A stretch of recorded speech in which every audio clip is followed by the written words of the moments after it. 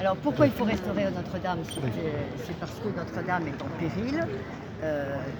Si nous ne faisons rien, bientôt elle sera obligée d'être fermée parce qu'il y a des pans entiers de plafond, de murs qui tombent et c'est bien dangereux. Donc il y a un péril qui est vraiment très important et qui est évident.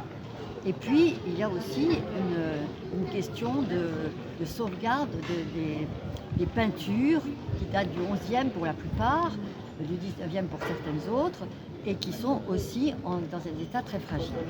Donc, ces peintures risquent de carrément disparaître, donc c'était très important qu'on puisse y remédier. La mairie de Poitiers a décidé cette année de mettre au cœur de ses projets la restauration de Notre-Dame-la-Grande de Poitiers. C'était très, très important et nous l'avons, la Fondation du patrimoine, entouré. L'État a mis le sien aussi. Donc le financement et de la municipalité, de l'État et des collectivités départementales et régionales ne suffisent pas à financer l'entièreté des travaux. Il est nécessaire d'apporter des fonds privés. Pour cela, il nous faut des mécènes. Alors, le mécène d'entreprise, la mutuelle de Poitiers est le premier mécène qui a été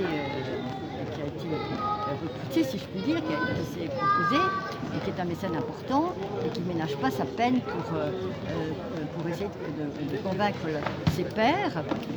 Mais ça ne suffit pas non plus. Il faut aussi que le grand public, comme ça a été le cas à Notre-Dame de Paris,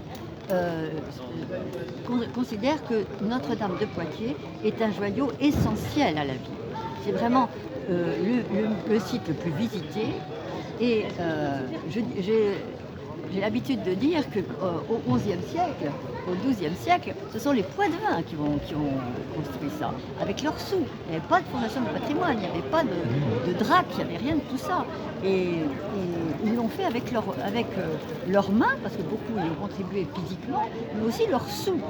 Donc nous, il faut savoir ce qu'on veut. Ou bien on est des gens qui passons sur cette terre sans conscience de ce que nous avons reçu, ou bien nous avons cette conscience, et dans ce cas-là, nous devons avoir aussi la conscience de ce que nous transmettons. Et donc transmettre en bon état est normalement un des devoirs de tout individu. Et participer selon ses besoins, bien entendu. Mais les petits ruisseaux font les rivières. Ce que j'attends aujourd'hui, c'est que la ville de Poitiers et de ses environs participe à la restauration de cette église. Merci.